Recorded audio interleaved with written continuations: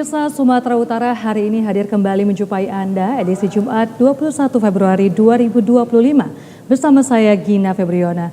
Sejumlah informasi menarik telah disiapkan oleh tim redaksi kami, berikut berita selengkapnya.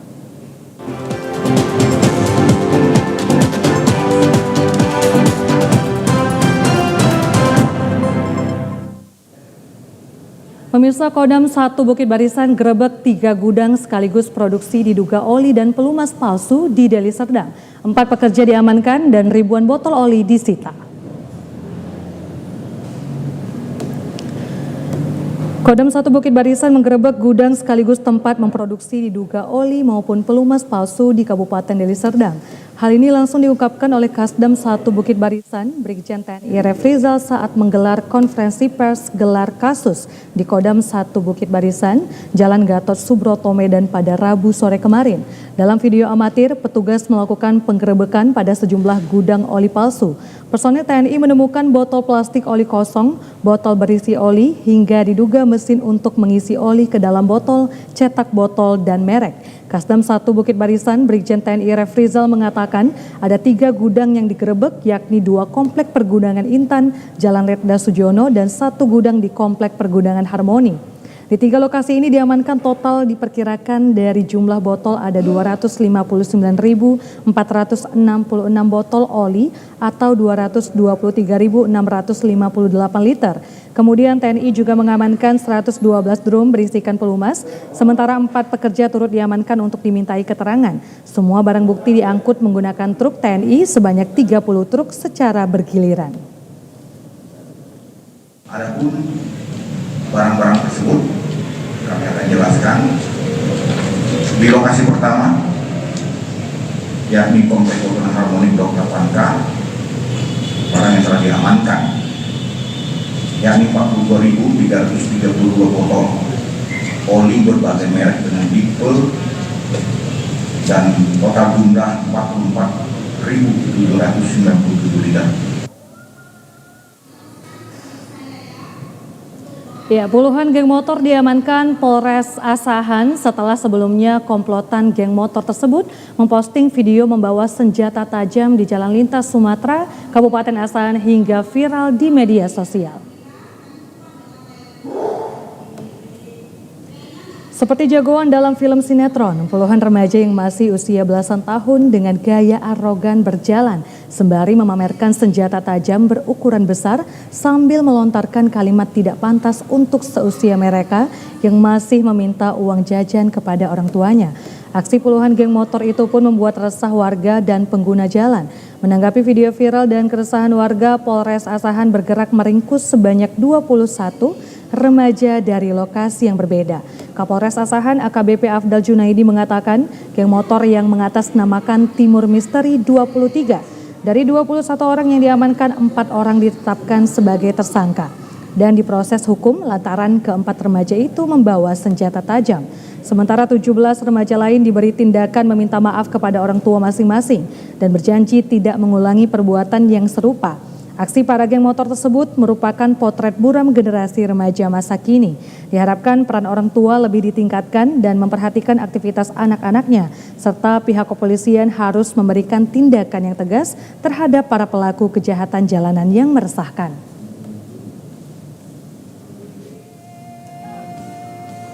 .2.30 WIB dini hari, bahwasanya geng motor Timur Misteri 23 ini memposting kegiatan mereka secara live di media sosial dengan mengacukan senjata tajam. Dan berdasarkan pengakuan pada saat kami interogasi, yang bersangkutan itu geng motor Timur 23 ini akan melakukan perang tawuran dengan geng motor Bulldog, di mana jumlah anggota geng motor Timur Misteri 23 ini ada 21 orang.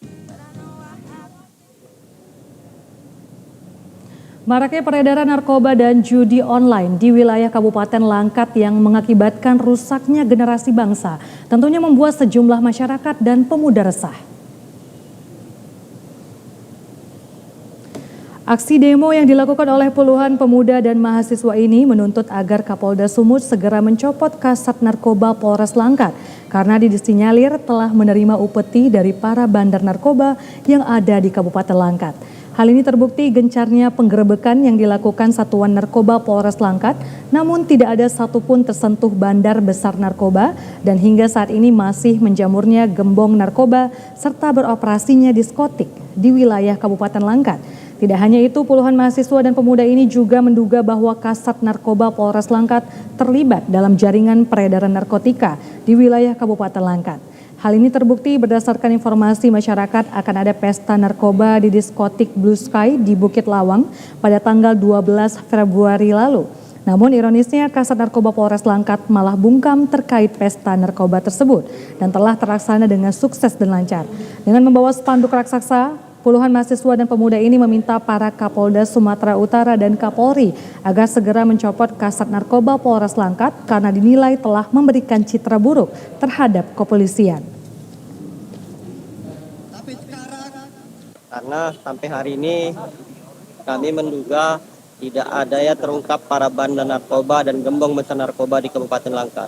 Kami menduga ada indikasi, Pak, karena kami sebelumnya mengapresiasi kepada Polri dan TNI dalam menggerebek barak-barak narkoba. Cuman kenapa pada saat penggerebekan tidak satu pun tertangkap ya para bandar besar narkoba. Pemirsa, satu unit mobil box bermuatan bahan bakar minyak BBM ludes terbakar saat melintas di Jalan Jenderal Gatot Subroto di Simpang Lincun, Kecamatan Binjai Barat, Kota Binjai. 4 mobil pemadam kebakaran diterjunkan untuk memadamkan kobaran api. Beberapa saat kemudian, petugas akhirnya berhasil memadamkan kobaran api. Kejadian ini bermula saat sopir mobil berinisial TG melintas dari arah Jalan Samanhudi, Tanah Merah. Seketika mobil tersebut tiba-tiba menabrak seorang pejalan kaki yang hendak menyeberang. Melihat kejadian tabrakan itu, beberapa pengendara sepeda motor yang berada di belakang mobil tersebut langsung berinisiatif untuk melakukan pengejaran. Sopir pun langsung tancap gas berusaha melarikan diri. Setibanya di Simpang Lincun, mobil tersebut hilang kendali hingga jatuh terguling dan mengalami musibah kebakaran. Kanit Laka Polres Binjai, Ibtu KJ Ginting saat dikonfirmasi membenarkan adanya kecelakaan hingga menimbulkan kebakaran tersebut. Atas kejadian ini, masih dalam proses penyelidikan dan barang bukti sudah diamankan di Satlantas Polres Binjai. Meski tidak ada korban jiwa dalam musibah kebakaran tersebut, namun kerugian ditaksir mencapai ratusan juta rupiah.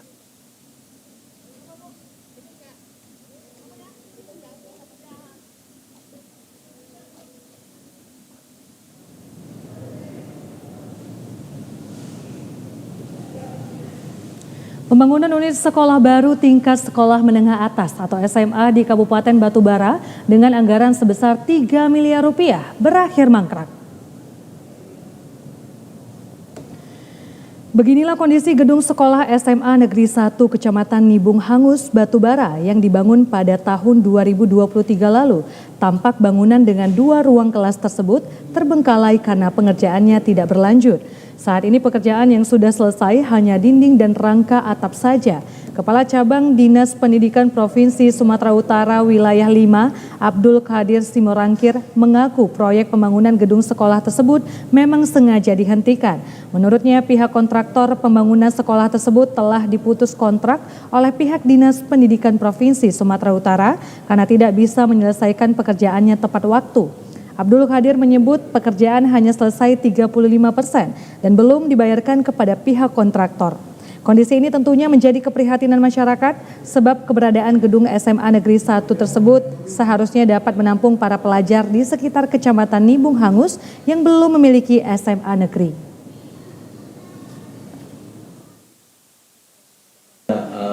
Unit sekolah baru ya, SMA Negeri 1 Nibung Hangus. Hari ini itu kan tidak berjalan sebagaimana mestinya. Melihat dari itikat baik, komitmen dan keseriusan si penyedia, kita melihat tidak ada keseriusan. Maka sampai dengan berakhirnya masa kontrak, masa pekerjaan tanggal 23 November 2023 progresnya sangat lambat dan tidak serius, maka itu berhenti di situ. Setelah maraknya kasus pemagaran laut yang terjadi di Tangerang, kini kembali ditemukan pemagaran di pesisir laut di Desa Regemuk, Kecamatan Pantai Labu, Kabupaten Deli Serdang, seluas 48 hektar di dalam kawasan jalur hijau hutan lindung. Kasus pemagaran kini kembali terjadi di pinggir laut daerah Pantai Labu, di mana kegiatan pemagaran ini sudah berlangsung lebih kurang 3 minggu. Pemagaran yang dilakukan dengan menggunakan bahan material seng ini terlihat berdiri kokoh di areal seluas 48 hektar. Pemagaran ini berlangsung tanpa adanya pemberitahuan terhadap pemerintah setempat. Sementara itu lahan hutan lindung di pesisir pantai Desa Regemuk yang selama ini dimanfaatkan masyarakat untuk bercocok tanam, namun kini sudah berubah fungsi dengan adanya pemagaran ini. Pemagaran yang dilakukan oleh pihak pengusaha yang diduga juga merupakan mafia tanah yang tidak memiliki pelang izin usaha dan bangunan di objek yang dibangun. Yang lebih mengherankan lagi, patok batas dari Dinas Kehutanan kini berada di dalam kawasan pemagaran seng tersebut. Masyarakat yang selama ini menguasai lahan tersebut untuk bercocok tanam, kini hanya bisa meratapi lahannya karena sudah dipagari seng keliling dan dijaga oleh sekelompok preman bayaran. Kepala Desa Regemuk saat ditemui di lokasi pemagaran, Mulyadi mengatakan bangunan dan tanah yang dipagari seluas 48 hektar ini tidak memiliki legal standing. Selain itu dia mengaku belum ada mengeluarkan surat atau memberi izin untuk pemagaran seng di wilayah pinggir laut Desa Regemuk ini.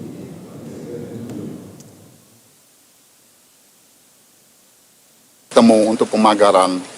Sudah mediasi di kantor desa, hanya saja saya bilang legal standing. Sementara itu salah seorang warga Abdul Rahim mengatakan akibat pemagaran ini ia dan sejumlah warga yang bercocok tanam di lahan tersebut kehilangan mata pencaharian karena selama ini mereka sangat terbantu dapat menambah penghasilan selain sebagai nelayan. Kami sini sangat dirugikan lah. Karena di sini hasil perekonomian kami sini ketahanan pangan kami telah disandra ini pemagaran yang ilegal ini. Jadi di sini kami disandra banyak kawan-kawan di sini hilang mata pencariannya Pak. Sejak kapan Pak menguasai lahan ini Pak? Ini kurang lebih dalam 2 tahun Pak. Pemerintah desa bersama masyarakat berharap kepada Bapak Presiden Prabowo dapat menindak oknum mafia tanah yang sudah melakukan pemagaran di lahan hutan lindung tersebut.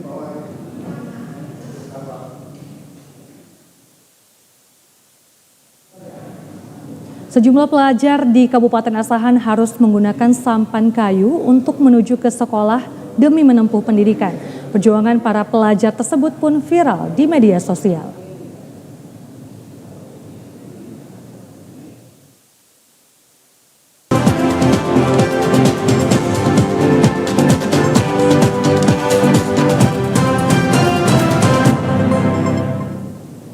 Terima kasih Anda masih bersama kami, pemirsa. Di tengah adanya kebijakan pemerintah terkait adanya efisiensi anggaran, TVRI Sumatera Utara diharapkan dapat menjalankan berbagai programnya demi kepentingan masyarakat luas.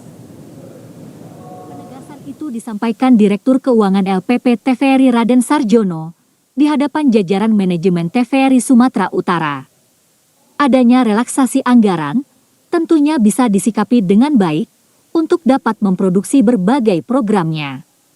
Dikatakan bahwa adanya efisiensi anggaran tidak bisa berpengaruh terhadap keberadaan karyawan kontrak dan kontributor, melainkan semuanya tetap bekerja seperti biasa.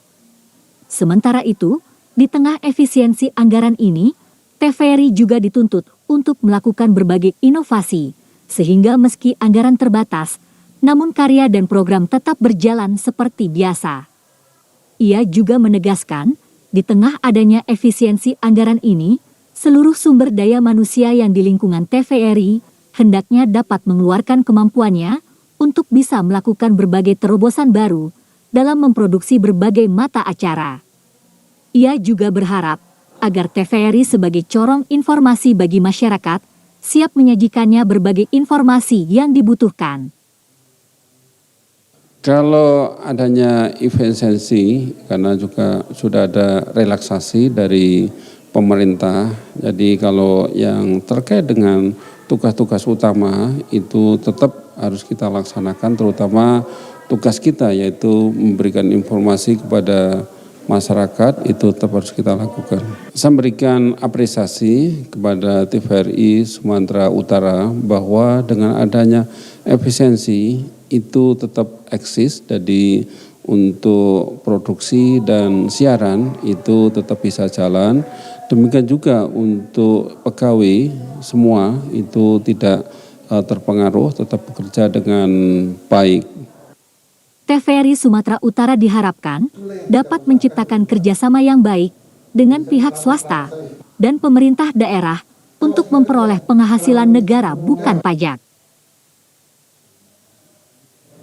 Kita beralih ke informasi lainnya, pemirsa, usaha budidaya lobster laut terus digeluti para nelayan di Gunung Sitoli dan Pulau Nias karena dinilai dapat menjanjikan ekonomi di sektor pariwisata. Kegiatan warga maritim ini pun bagian mendukung ketahanan pangan dalam negeri. Nelayan budidaya yang mengelompok ini terus mengembangkan pembangunan kolam untuk tempat budidaya dan pembesaran lobster, salah satunya terletak di kawasan Desa Saewe, Kecamatan Gunung Sitoli. Kolam berkonstruksi beton dan kaca ini dilengkapi instalasi perpipaan air laut yang dapat menyuplai oksigennya agar lobster dapat tumbuh dan hidup dengan sehat. Pembudidaya melakukan jejaring dengan nelayan tangkap lainnya dari sekepulauan Nias untuk menampung berbagai jenis lobster mulai dari ukuran terkecil hingga besar. Arisman Halawa selaku nelayan pembudidaya lobster di Gunung Sitoli menyatakan bersama puluhan anggota kelompok lainnya telah melakukan budidaya lobster sejenis bambu, mutiara, dan batu. Capai ribuan ekor per triwulan keempat Desember tahun 2024 lalu. Sebagian potensi laut tersebut telah panen ketika mencapai target ukuran up 6 gram hingga 1 kilogram per ekor. Kemudian dilepas atau dijual kepada konsumen yang sebagian besar pemilik restoran dan rumah makan di Gunung Sitoli. Bahkan dikirim ke kota Medan dan Pulau Jawa hingga beberapa negara lain seperti Cina. Usaha ini dan satu, kita bisa membantu nelayan menampung hasil udang atau hasil yang lainnya kita terima di sini supaya mereka juga terbantu dalam hasil untuk pembuangan yang namanya hasil laut dan bagi juga masyarakat yang lain bisa kita kerjakan di tempat usaha sedemikian. Untuk saat ini yang dilakukan adalah pengembangan supaya kolam kita bisa difungsikan lebih baik lagi. Membiasakan diri untuk berinfak dan bersedekah bukan sekedar rutinitas ibadah, tetapi merupakan langkah nyata yang membawa keberkahan baik bagi diri sendiri maupun orang lain. Dalam Islam, infak dan sedekah memiliki manfaat yang sangat besar, tidak hanya memperkuat rasa kepedulian kepada orang lain, juga dapat mempererat tali silaturahmi dan membersihkan jiwa dan harta yang dimiliki. Perguruan Al-Azhar Medan menjelang bulan suci Ramadan 1446 Hijriah melakukan pembagian infak dan sedekah kepada kaum duafa yang berada di sekitar lingkungan perguruan Al-Azhar Medan. Sebanyak 1.200 paket sembako diberikan pembina Yayasan Hajah Rahmah Nasution yang disambut antusias warga kurang mampu di sekitar lingkungan perguruan Al-Azhar Medan. Menurut warga, pembagian infak dan sedekah ini sangat berarti buat mereka. Terlebih lagi, menjelang bulan suci Ramadan, harga kebutuhan pokok mulai mengalami kenaikan. Turut membagikan infak dan sedekah pembina 2 Haji Hidayat Nasution, Ketua Yayasan Insinyur Hajah Rija Novida, Sekretaris Edukatif Agus Tono, dan Ketua Lembaga Pengetahuan Ilmu Agama Haji Syamsuddin Nasution. Pembina Yayasan Hajah Rahmah Nasution, Haji Mahyujar Nasution mengucapkan terima kasih kepada seluruh keluarga besar Yayasan Hajah Rahmah Nasution, pengurus, guru dan orang tua siswa dan donatur yang telah berinfak untuk berbagi dan peduli terhadap sesama. Pembagian infak dan sedekah serta zakat yang rutin dilakukan setiap tahun ini diharapkan dapat membantu keluarga yang kurang mampu dan membawa keberkahan bagi yang berinfak. Ini kami harapkan bisa membantu masyarakat sekitar yang kurang beruntung tentunya, serta masyarakat yang akan menghadapi bulan Ramadan beberapa waktu yang akan datang. Kami mendoakan semoga apa yang kami lakukan ini mendapatkan berkah yang berlimpah kepada para donatur serta para penerima santunan ini, sehingga nantinya kita harapkan bermanfaat dan bisa membawa nikmat bagi warga sekitar ini.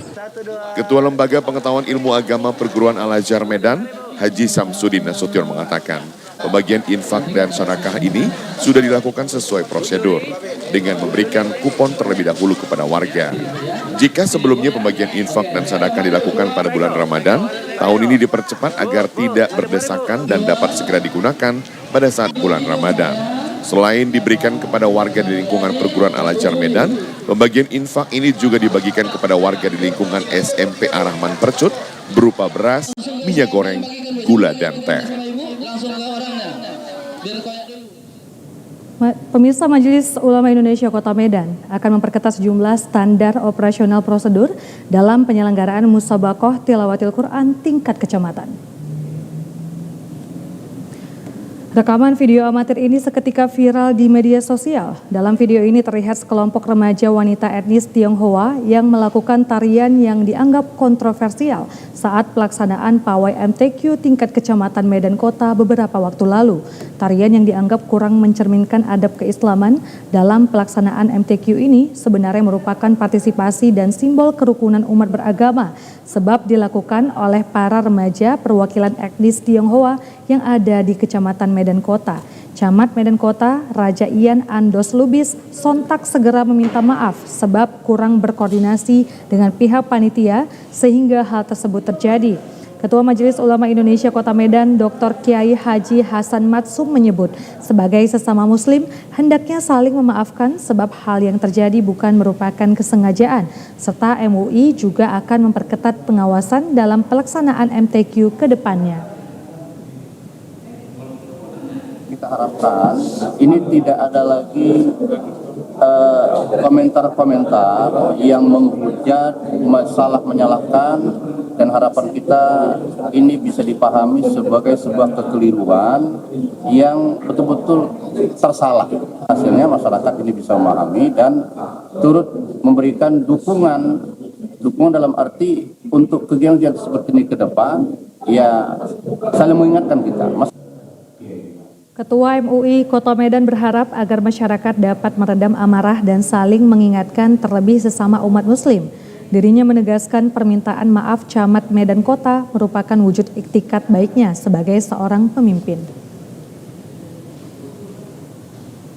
Sekolah Dasar Negeri 064017 Jalan Madong Lubis, Medan selama bulan Ramadan melakukan pembelajaran dengan mengutamakan pendidikan agama. Ramadan, pembelajaran tetap dilakukan, namun berbeda dengan hari-hari biasanya karena mengutamakan pembelajaran agama. Kepala Sekolah SD Negeri 064017 Medan, Rina Hayanti Hasibuan menyampaikan tujuan pembelajaran agama selama bulan Ramadan untuk membentuk karakter anak semakin baik. Selain itu, agar anak-anak yang beragama Islam fokus untuk meningkatkan nilai ibadahnya. Adapun kegiatan keagamaan yang akan dilakukan seperti pesantren kilat, sholat duha, dan membaca Al-Quran, serta menonton film tentang kisah-kisah Rasul. Dikatakan, bagi peserta didik yang non-muslim, tetap belajar agama, dan akan dipandu oleh guru agama yang bersangkutan. Wacana pembelajaran agama selama bulan Ramadan ini sudah diketahui oleh orang tua murid.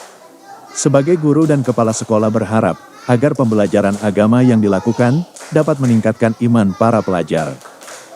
Dari surat edaran yang kami terima, untuk di tanggal kita belajar sampai tanggal 25, 26, 27 di belajar daring di rumah.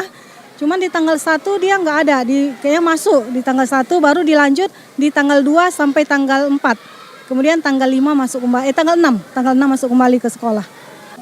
Terkait libur menyambut bulan Ramadan, akan ada libur selama 2 hari. Namun setelah itu, seluruh siswa-siswi akan mengikuti kegiatan belajar mengajar di sekolah. Menyambut datangnya bulan suci Ramadan 1446 Hijriah, Umat muslim di berbagai penjuru daerah biasanya melakukan punggahan dengan berkumpul bersama sanak saudara ataupun pengajian taklim untuk mengucapkan rasa syukur dan saling bermaaf-maafan agar dalam melaksanakan ibadah puasa nantinya mendapatkan keberkahan. Seperti yang dilakukan ibu-ibu pengajian Majelis Taklim ACM di Gaperta, Medan kemarin. Sebelum memasuki bulan Ramadan 1446 Hijriah, melakukan tradisi punggahan. Punggahan biasanya dilakukan dengan makan bersama sanak keluarga atau kerabat, bahkan di pengajian majelis taklim yang dilakukan baik di rumah maupun di masjid. Menurut salah seorang mualimah, Umi Hafni bersama Umi Yati, melaksanakan punggahan merupakan tradisi yang tidak bertentangan dengan syariat Islam. Justru menjadi salah satu pelengkap dari syiar dan dakwah agama Islam, karena di dalamnya berisi doa, sedekah makanan, silaturahmi, dan makan bersama. Dikatakan, punggahan merupakan cara umat Islam untuk menyambut bulan suci Ramadan. Karena termasuk orang yang beruntung ketika datangnya Ramadan, umat sangat bergembira dalam menyambutnya. Selain itu, punggahan di tengah masyarakat dimaksudkan memiliki tradisi yang masih kental, dengan melestarikan budaya, sekaligus juga untuk mengunggah semangat, iman dan takwa, saat menjalani puasa di bulan Ramadan. Datangnya bulan suci Ramadan, agar masyarakat khususnya umat muslim lebih memperbaiki iman, dan terus berada dalam jalan kebenaran Allah Subhanahu wa Ta'ala. Punggahan yang dilakukan dengan cara sederhana ini, dengan menikmati makanan tradisional, namun penuh keakraban dan kekeluargaan. Tradisi punggahan ini juga merupakan tradisi yang berada di bulan Syaban, dengan pengingat bahwa bulan Ramadan akan segera tiba. Tradisi ya, kalau dalam agama Islam tuh tidak ada dalam sunnah Rasul, tapi punggahan itu rasa gembiranya kita untuk menyambut bulan suci Ramadan. Itu menurut saya, menurut kami lah ya, rasa gembira. Nah itulah meningkatkan dengan semangat kita menyambut bulan suci Ramadan. Mudah-mudahan kita bisa menjalankan ibadah nantinya dengan baik. Mudah-mudahan dalam ridho Allah bisa lebih meningkat. Kami dari pengajian Taksim ACM mengucapkan selamat menunaikan. Salah satu pemandian alam yang sangat jernih dengan kesejukan alamnya yang masih asri adalah mata air Ululau Belawan yang berada di Desa Sukamakmur, Kecamatan Kutalimbaru, Kabupaten Deli Serdang.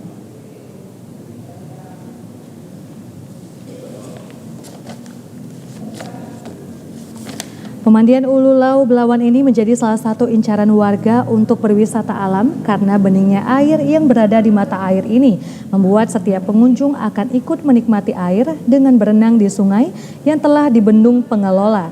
Tidak hanya bagi orang dewasa, kejernihan air dan ketersediaan areal yang dangkal membuat kawasan ini juga sangat ramah untuk anak-anak. Para pengunjung yang datang biasanya akan duduk di lesehan yang telah disediakan pengelola. Pepohonan besar yang menjulang tinggi menambah kesejukan udaranya membuat setiap pengunjung betah berlama-lama untuk menikmati aneka daya tarik yang ada. Saat ini sarana yang tersedia seperti lesehan sebagai tempat duduk pengunjung, toilet, dan musola. Meski masih tergolong destinasi wisata baru, namun pengunjung sangat ramai meskipun hari biasa. Selain itu di hari libur dan minggu, pengelola juga menyediakan lokasi berkemah bagi tenda untuk berkemah juga disediakan pengelola, mulai dari tenda berukuran 2 hingga 6 orang dengan harga yang terjangkau. Luther Surbakti selaku pengelola mengaku saat ini lokasi wisata mata air Ululau Belawan mulai diminati masyarakat karena kejernihan airnya dan alamnya yang indah. Dikatakan tidak jarang pengunjung membawa air dari lokasi ini untuk diminum. Saya minta untuk semua yang kepingin wisata, ya datanglah kemari. Ya di sini sudah kita sediakan tempat ngecamp dan campnya pun sudah kita upayakan juga ada dan juga mandi di sungai, airnya dingin dan udaranya pun dingin. Kalau untuk parkir kita adakan 10.000, untuk mandi kita ya buat 5.000 gitu, tikar 20.000. Ya nanti kita upayakan di sini buat ya supaya nanti betah orang lah. Mungkin nanti kita buat ayunan untuk permainan yang lain nanti. Supaya tamu-tamu tetap yang sudah kemari pun sering-sering kemari gitu. Pengunjung mengaku sangat mengetahui lokasi wisata ini dari media sosial dan kerabatnya. Meski berjarak 1,5 jam dari pusat kota Medan, sesampainya di lokasi, rasa lelah di perjalanan akan hilang seketika begitu melihat kejernihan airnya. Faktor lain yang membuat banyak wisatawan berkunjung karena akses jalannya yang bagus mendekati lokasi pengunjung akan disambut dengan kawasan hutan lindung yang sangat alami.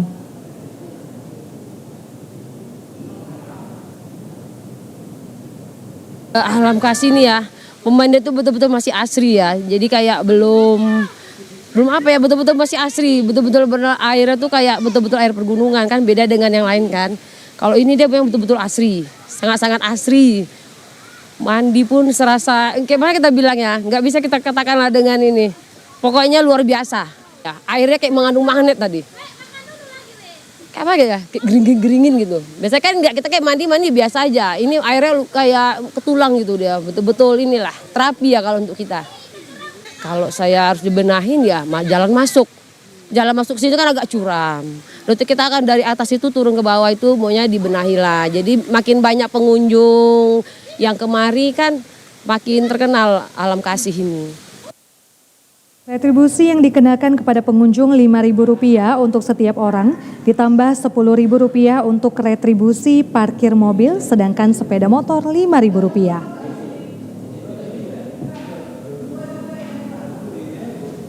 Ya pemirsa, kami akan kembali usai jeda berikut ini. Tetaplah bersama kami di Sumatera Utara hari ini.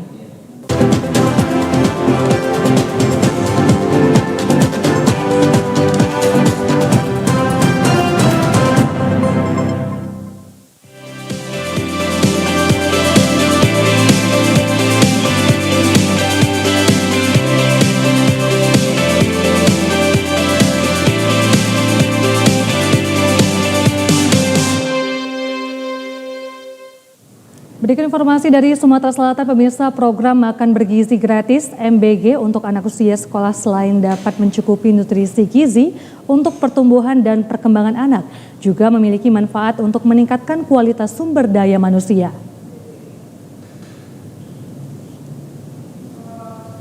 MBG terus bergulir termasuk di Provinsi Sumatera Selatan, khususnya di Kota Palembang.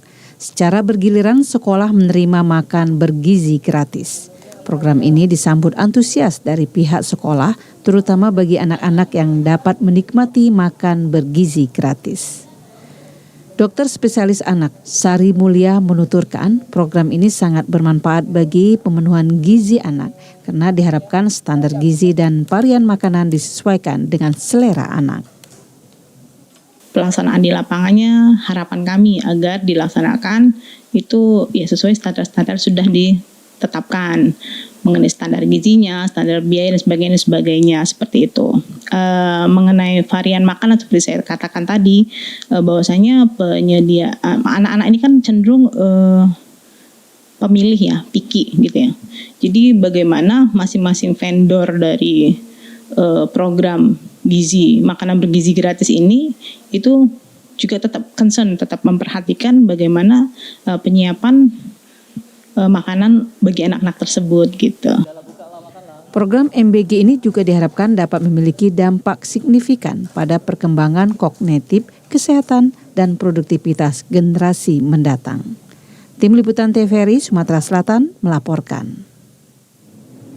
Kita ke Kota Bengkulu, pemirsa. Komandan Kodim 0407 Kota Bengkulu, Kolonel Infantri Widi Rahman mengatakan pengawasan bahan-bahan yang dijadikan menu makan bergizi gratis atau MBG dipastikan sesuai standar yang berlaku, seperti kebersihan, porsinya, hingga nilai gizinya. Setelah melalui persiapan yang cukup panjang, makan bergizi gratis atau MBG di Kota Bengkulu dimulai pada 27 titik sekolah yang ada di Kota Bengkulu.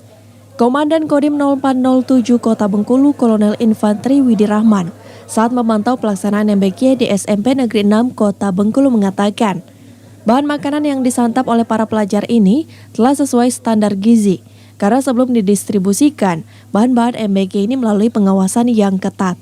dimulai dari pembelian, pembersihan, proses memasak hingga proses pengemasan. Dandim menjelaskan, di setiap dapur MBG ini terdapat petugas yang direkrut dan dilatih dengan baik. Ada akuntannya, ada ahli gizinya, ada ketuanya. Kemudian setiap tahapnya itu juga ada bagiannya masing-masing. Ada bagian yang masak, ada bagian pembersihan, ada bagian untuk masak nasi sama masak sayur juga orangnya juga berbeda-beda. Jadi maksudnya sudah ada pembagian tugas. Satu SPPG ini ada terdiri dari 50 orang yang dipekerjakan. Siapa saja yang dipekerjakan itu adalah masyarakat yang ada di seputaran dapur ini. Kecuali ketua SPPG itu melalui tahapan seleksi tes. Dandim menambahkan pihaknya bersama Forkopimda terus berupaya agar secepatnya pelaksanaan MBG ini dapat dirasakan oleh seluruh pelajar sekota Bengkulu. Harilan Syori, TVRI Bengkulu melaporkan. Senyum keceriaan muncul dari wajah siswa sekolah luar biasa Negeri Sidomulyo, Kabupaten Lampung Selatan, Lampung, saat menerima program makan bergizi gratis dari kepolisian. Makan bergizi gratis dengan menu 4 sehat dan 5 sempurna ini sangat disambut anak-anak berkebutuhan khusus tersebut sebab merupakan yang pertama kali dirasakan. Siswa sekolah luar biasa Negeri Sidomulyo, Kabupaten Lampung Selatan, Provinsi Lampung, tampak sangat berbahagia ketika didatangi oleh personel Polres Lampung Selatan. Bukan tanpa sebab, anak-anak berkebutuhan khusus tersebut merasa senang karena mereka akan mendapat makan bergizi gratis yang pertama kali. Dalam makan bergizi gratis, yang merupakan program Presiden Prabowo Subianto ini, Polres Lampung Selatan menyiapkan 200 paket makanan dengan menu yang dihadirkan diantaranya nasi, ayam, sayur, telur, buah, hingga susu. Kapolres Lampung Selatan, AKBP Yusriandi Yusrin mengatakan, makan bergizi gratis ini merupakan upaya mendukung program pemerintah dalam pemenuhan gizi anak-anak berkebutuhan khusus, serta sebagai bentuk kepedulian Polri terhadap pendidikan dan kesejahteraan siswa disabilitas. Tidak hanya memberikan manfaat gizi bagi anak-anak berkebutuhan khusus, kegiatan ini juga menjadi momen kebersamaan yang penuh kehangatan dan kepedulian. Kami dari Polres Lampung Selatan hadir di Sekolah Luar Biasa Negeri Sidomulyo dalam rangka mendukung program pemerintahan ya Pak Presiden kita yang baru, yaitu makan bergizi gratis.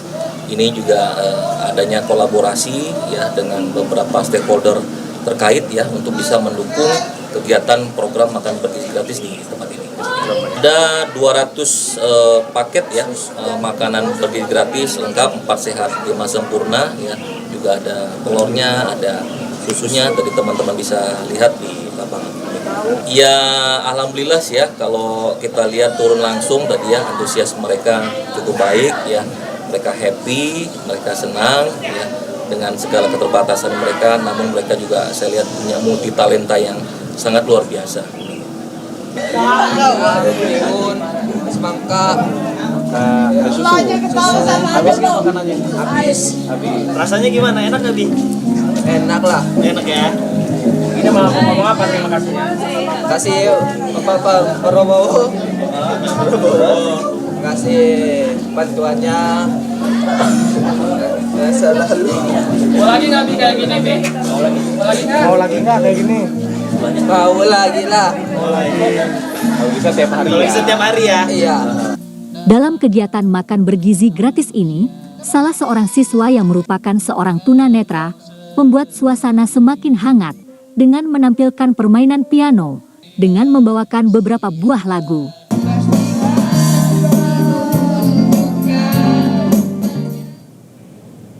Rencana perubahan slogan Bumi Rafflesia menjadi Bumi Merah Putih mendapat tanggapan dari masyarakat. Salah satunya dari pelaku ekonomi kreatif pematung bunga Rafflesia yang khawatir berdampak pada usahanya. Di rumah yang berada di kawasan Lingkar Timur inilah, Pak Suganda sejak tahun 2007 menggeluti usahanya sebagai pembuat trimatra bunga Rafflesia. Pria yang merantau dari Provinsi Banten ini tertarik membuat replika bunga Rafflesia karena kekagumannya terhadap Puspalangka, ikon Provinsi Bengkulu, yang dinobatkan sebagai bunga terbesar di dunia. Hasil karyanya yang detail tampak sangat mirip dengan bentuk aslinya, baik dari segi warna maupun tekstur kelopaknya. Untuk menghasilkan 1 trimatra bunga rafflesia, Pak Suganda memerlukan waktu sekitar 1 minggu. Karya seni ini diproduksi dalam berbagai ukuran. Ukuran kecil sekitar 15 cm dijual dengan harga Rp100.000 per satuan. Sementara untuk ukuran yang lebih besar, harga jualnya mulai dari Rp1 juta, tergantung pada tingkat kesulitan dan ukuran. Pelanggan Pak Suganda tidak hanya berasal dari individu yang ingin menghiasi rumahnya, tetapi juga dari dinas instansi, sekolah, dan perusahaan yang menginginkan replika bunga rafflesia untuk dijadikan penghias kantor. Namun Pak Suganda kini merasa sedikit resah terhadap rencana perubahan slogan Bumi Rafflesia menjadi Bumi Merah Putih. Perubahan tersebut dikhawatirkan akan berdampak pada popularitas bunga rafflesia sehingga mempengaruhi pendapatan usaha. Jadi saya ada kegelisahan sebetulnya untuk bagi saya pengrajin bunga rafflesia seperti ini. Ya sedikit juga kalaupun sananya ada ini dimusnahkan atau semacam dihilangkan, ya lari-lari ke ekonomi saya gitu lah. Itu yang saya rasakan selama ini. Pak Suganda berharap usahanya dapat terus berkembang dan ada pendampingan dari pihak terkait, sehingga hasil karya seninya ini dapat dipasarkan secara luas sebagai cindera mata khas dari Provinsi Bengkulu. Tim Liputan TVRI Bengkulu melaporkan. Pemirsa, penjual buah durian kini menjamur di sejumlah daerah di Bandar Lampung. Mayoritas mereka menjual buah durian dengan harga bervariasi mulai dari Rp25.000 hingga Rp100.000 per buah.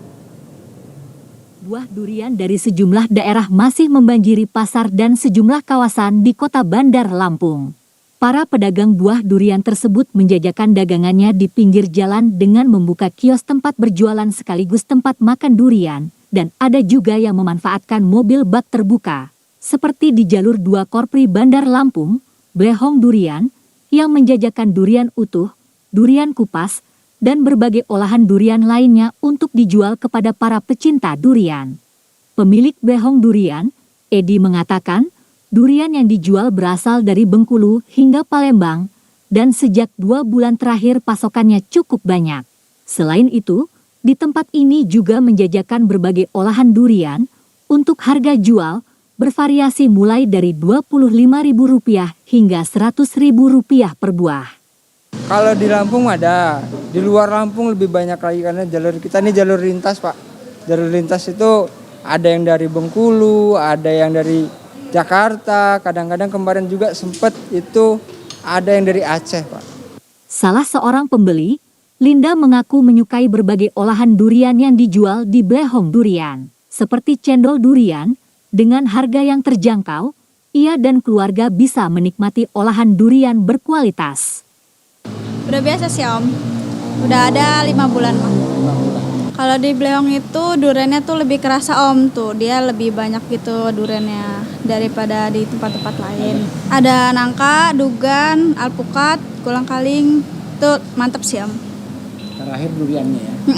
Apalagi duriannya di atasnya tuh kawan Om. Berikut informasi perakiraan cuaca di sejumlah daerah di Sumatera Utara dari Badan Meteorologi, Klimatologi, dan Geofisika Wilayah 1 Medan berlaku pada esok Sabtu 22 Februari 2025. Assalamualaikum warahmatullahi wabarakatuh. Halo Sobat BMKG, bersama saya Devri Mandoza, perakirawan BMKG Wilayah 1 Medan akan menyampaikan info perakiraan cuaca untuk esok hari Sabtu 22 Februari 2025. Pada dini hari berpotensi terjadi hujan ringan dan sedang di sebagian wilayah Sumatera Utara. Hujan sedang berpotensi terjadi di wilayah Tapanuli Selatan dan sekitarnya. Pada pagi hari berpotensi terjadi hujan ringan di wilayah Deli Serdang, Labuhan Batu Selatan, Langkat, Nias Selatan, Padang Lawas Utara, dan Tapanuli Selatan. Untuk siang dan sore hari masih berpotensi terjadi hujan ringan hingga sedang di sebagian besar wilayah Sumatera Utara. Hujan sedang berpotensi terjadi di Asahan, Deiri, Humbangas Sundutan, Karo, Padang Sidimpuan, Pematang Siantar, Labuhan Batu Selatan, Labuhan Batu Utara, Langkat, Mandailing Natal, Nias Selatan, Padang Lawas Utara, Pakpak Barat, Samosir, Simalungun, Tapanuli Selatan, Tapanuli Utara, Tapanuli Tengah, dan Toba. pada malam hari masih berpotensi terjadi hujan ringan di sebagian besar wilayah Sumatera Utara. Untuk suhu udara berkisar 14 hingga 31 derajat Celcius, kelembaban udara 73 hingga 98%, angin dari utara hingga timur dengan kecepatan 4 hingga 7 km per jam. Untuk titik panas atau hotspot di wilayah Sumatera Utara, pada pantauan tanggal 20 Februari 2025 tidak terdapat adanya titik panas. Terima kasih, demikian informasi yang dapat kami sampaikan. Semoga bermanfaat bagi Sobat BMKG sekalian. Wassalamualaikum warahmatullahi wabarakatuh. Ya, pemirsa, informasi tadi menutup perjumpaan kita pada Sumatera Utara hari ini. Seluruh kerabat kerja yang bertugas mengucapkan terima kasih atas perhatian Anda. Selamat sore dan sampai jumpa.